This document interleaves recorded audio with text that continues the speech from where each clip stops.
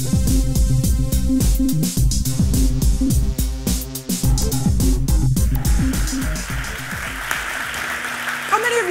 many of you do use NPM every day? Yeah.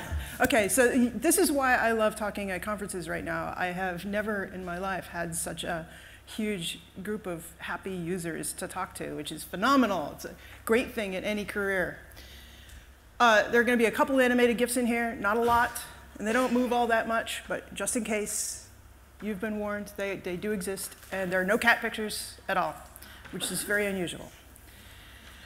This is who I am. That is obviously a picture of me. I am VP of Engineering at NPM, which means that I run the teams that run all of NPM's back-end services. So the moment you type npm install and hit return, and that hits the network, that hits all the stuff that I keep running for you.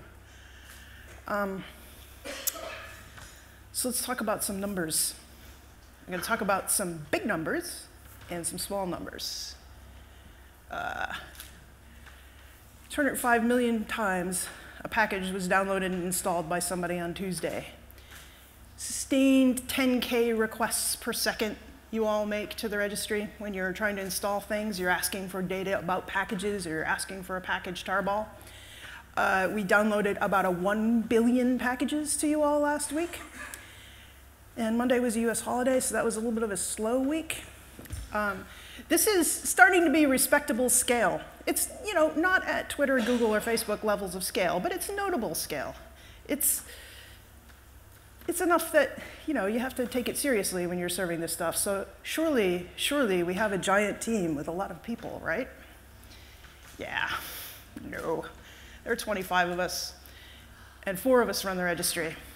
About half of that is engineering. We have a team that works on the CLI, the thing that you type, the thing that does the stuff. Type NPM. We have a team, a largest team works on our website, and 4 people working on the registry. It's a tiny number of people supporting you all. When the company was formed, we had 5 people, and everything was on fire. Most companies start small and then scale to a large scale, and as they grow their teams and they grow their funding or their revenue as they get there to large. NPM was a hobby project gone wild, and wildfire success. So we had to hit the ground running with a tiny team.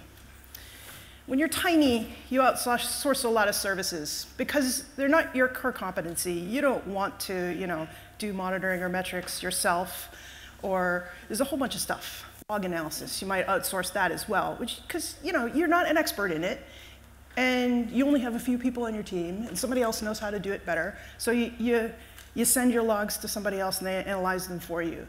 And that's great. Works.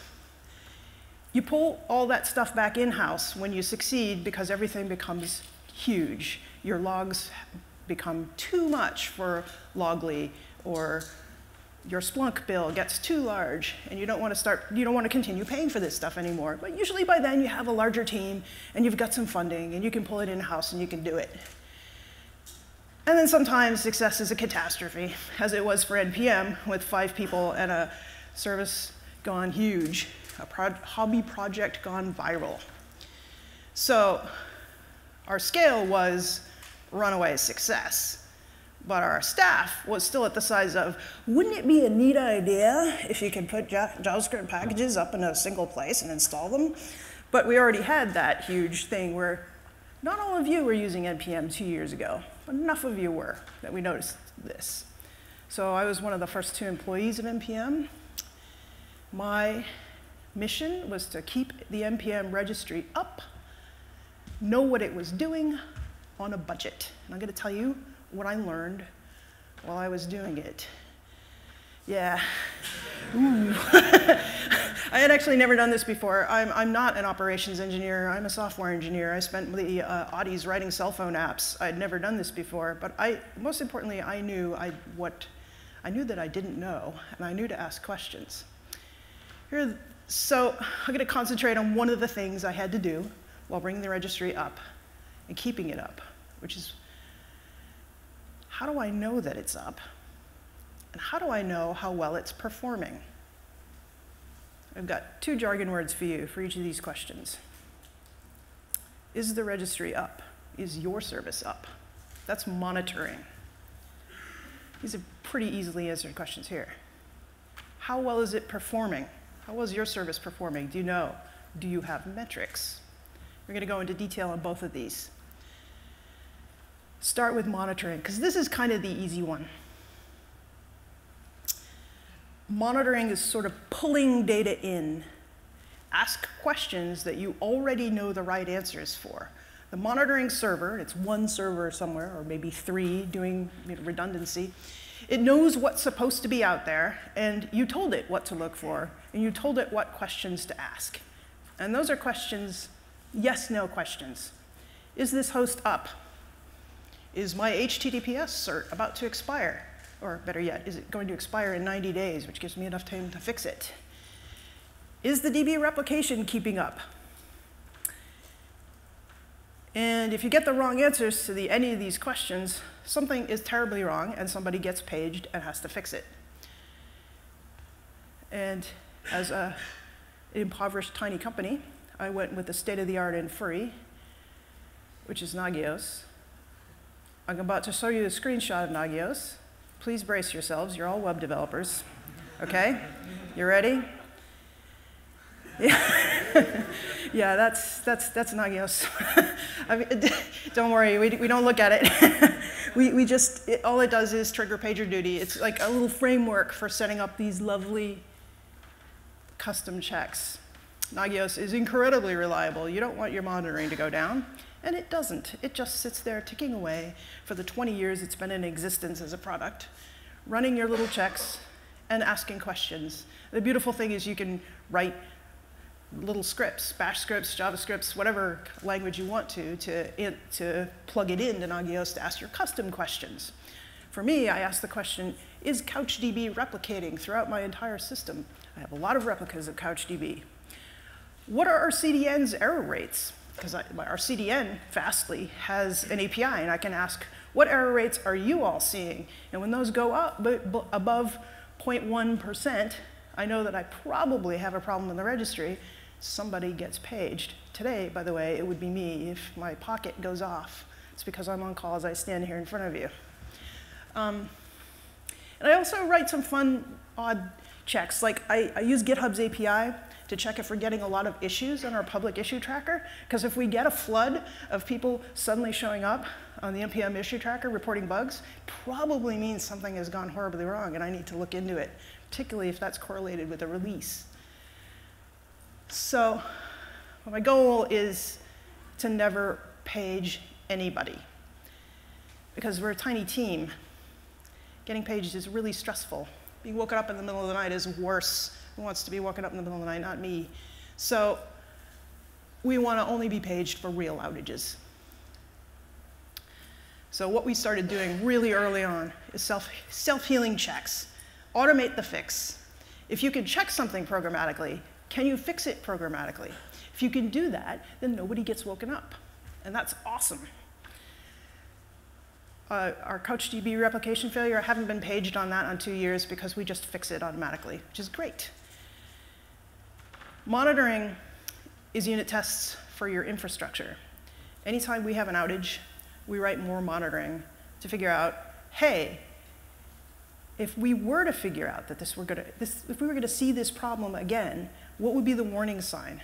We'll write a monitoring check for it. So that way we catch it early and we don't have another outage the same way.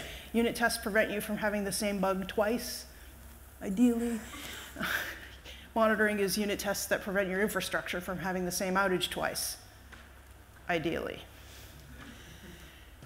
We also, this is something we pay for, external monitoring from ping services.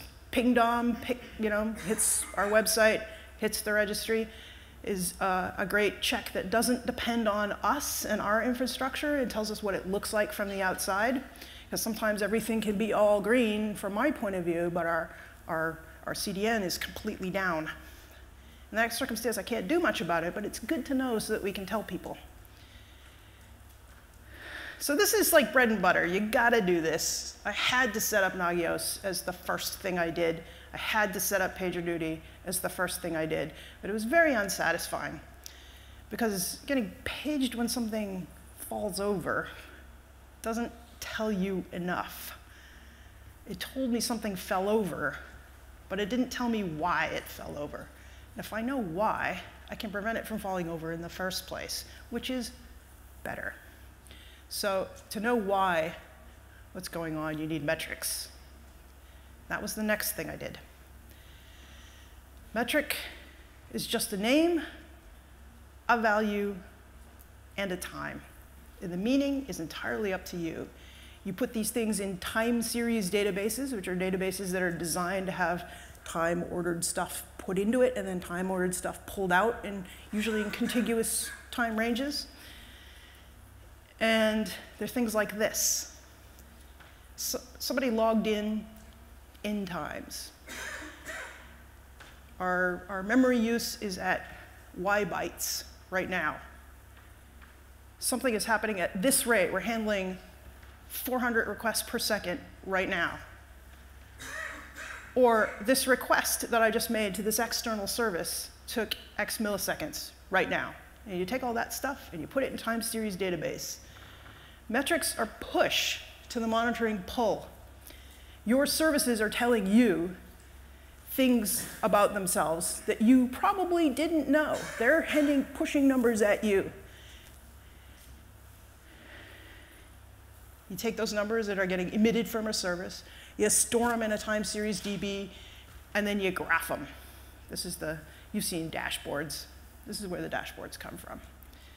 The usual freeware stack is this. You have Etsy's statsd as a little collector sitting somewhere, collecting metrics emitted from processes. It aggregates them up, shoves them into graphite, and then you graph them with Grafana. Here's Grafana. This looks a little bit more modern. But that's Grafana. But this is, nope, not doing it. I don't like the state of the art because I'm fussy, and I just didn't have enough work to do. statsd uses UDP. Yeah, what's wrong with that? I'd tell you a UDP joke, but I'm not sure you'd get it. Yes! There you go. That's the worst joke you'll hear today. It's even worse when your system is under stress, because this is the stuff that gets dropped on the floor first. Even TCP isn't actually reliable for a very stressed system. But if you care about your metrics, send them over TCP. And I just didn't want to use statsd. This is like one of the classic mistakes. Here's the other classic mistake. Yeah, graphite. Graphite. Have any of you tried to install graphite? Do I have any? Yeah, you know what I mean. You can automate it, but I don't want to do it. Besides, there are more modern time series databases out there, ones that can take arbitrary JSON that you fling at them, and that's much more fun. There are for-pay services that do this stuff. You want to give our colleague at New Relic some money? They have a very nice metrics service. Rising Stack has some phenomenal stuff in beta right now to monitor node services. But the problem here is that these for-pay services generally charge by volume, and I have a lot of volume. I've got 400 processes right now, and at Rising Stack's price of $19 per process, that kind of adds up to a lot. And I've got 12 gigabytes of logging data just from my CDN, not counting any of the internal services at all. And it's too much. These services, when we tell them what our volume is, they either turn white or they tell us a number in dollars, and my face turns white, and I faint, and that's not good. So we roll our own. There are a lot of circumstances when you should pay to have somebody else do it, though. Here's the calculation. Figure out how much time you would have to invest in building that service yourself. How many engineer hours per month would you have to spend in order to get the equivalent level of service. Is that a smaller number than you would be paying for month by month? Build it yourself. Is it a larger number? In many cases, it's a ridiculously larger number if you actually are honest about what it would take to invest in an engineer in solving this problem. So if it's less money, outsource. Unfortunately for NPM, we were beyond that point right from day one because of our volume, because all of you people building web apps with us. My God. So in this case, I had a case of, well, all right, I'm going to have to build this. I wanted a side project. How hard can it be? Yeah. So it turned out OK. It's been in production for about 18 months. I'll tell you all about it. It's open source. You could start using it today if you have node processes, or even if you don't have node processes. It's got a pretty well-defined API for receiving metrics. This replaces statsd in its client. And it has a lot of separate little node processes to do OS monitoring and monitoring of things like Redis. If you run a Redis, this will pull a lot of metrics from it and then shove it off into a DB. What is numbat? Yeah, this is a numbat. It's an Australian marsupial. It, unlike most Australian animals, it does not try to kill you. It eats ants. It eats ants and is pretty much like squirrel-sized. It's really cute. So named it that. Our stack is numbat into InfluxDB, which is one of the new generation of time series databases. And then we use Grafana to graph. This is what emitting metrics looks like. It's really pretty easy. This is node, classic node right here. Process emit metric. And the simplest possible thing you can do is emit it, just give it a name, and it'll emit a value of 1. You've just counted something once. Every service in NPM that NPM runs has one of these. So all you have to do to send metrics is emit an event somewhere. Every host has a collector that aggregates and ships things off to InfluxDB. It is so easy to emit a metric anytime something interesting happens that we just do it. You don't know in advance what something is going to be interesting or not for your monitoring. You just go. 4,000 metrics a second heading into the registry. Fun stuff like this. See that spike? We flushed a cache, and a service suddenly had to work a whole lot. We flushed a cache twice. Look, that cache was doing some stuff for us. It's really cool. I love this stuff. See, do you see the big spike over on the side? That's a problem with a service we just sending traffic to. Latency's shot up. Yeah, that wasn't good at all. But the answer was in the next set of graphics. I don't expect you to look at these, but we look at them. We look at them and we see, oh, look at that huge thing we have in the number of query counts that are done by this package permissions call. Boy, that's not any good. Let's fix that. And then, so before the database fell over, before any of you saw a problem, we saw a bottleneck and were able to fix it. The next really cool thing you do is you send metrics into alerts. You've got this data. Do something with it. Are you handling your expected traffic? Is your latency higher than normal? Is your error rate higher than normal? Are your HTTP status code rates normal, or are they going wild? Are they like, wait, why so many 404s? We need 404s, but that's weird. Why are people all 404ing on left pad? I don't get it. So, metrics are a data stream. You can just do anything you want with it. Send it to another place.